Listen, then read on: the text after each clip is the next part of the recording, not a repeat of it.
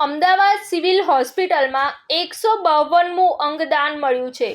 અમદાવાદના દરિયાપુરમાં રહેતા ખોડીદાસ મેણા સારવાર દરમિયાન બ્રેઇન ડેડ થતા સ્વજનોએ અંગદાનનો નિર્ણય કર્યો હતો, જેમાં 1 લીવર તથા 2 કિડનીનું દાન મળ્યું છે।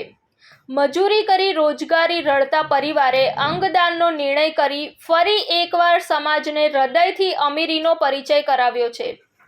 અમદાવાદ દરિયાપુરના રહેવાસી 60 વર્ષીય ખોડીદાસ રામજીભાઈ મેણાને દરિયાપુર ઘર પાસે જ રોડ ક્રોસ કરતા કોઈ અજાણ્યા વાહને ટક્કર મારતા માથાના ભાગે ગંભીર ઈજા પહોંચતા સારવાર અર્થે સિવિલ હોસ્પિટલ અમદાવાદમાં તારીખ 5ના રોજ દાખલ કરવામાં આવ્યા હતા। સિવિલ હોસ્પિટલમાં સારવાર દરમિયાન તારીખ 8ના રોજ તબીબોએ ખોડીદાસભાઈને બ્રેઇન ડેડ જાહેર કર્યા।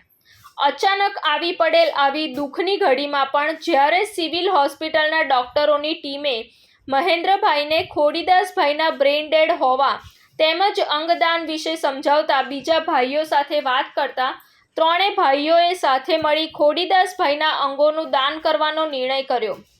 સિવિલ સુપ્રિન્ટેન્ડન્ટ ડૉક્ટર રાકેશ જોશીના જણાવ્યા મુજબ સિવિલ હોસ્પિટલ ખાતે આ સાથે અત્યાર સુધીમાં કુલ 152 અંગદાતાઓ થકી કુલ 490 અંગોનું દાન મળેલ છે, જેના થકી 474 વ્યક્તિઓને જીવનદાન મળ્યું છે।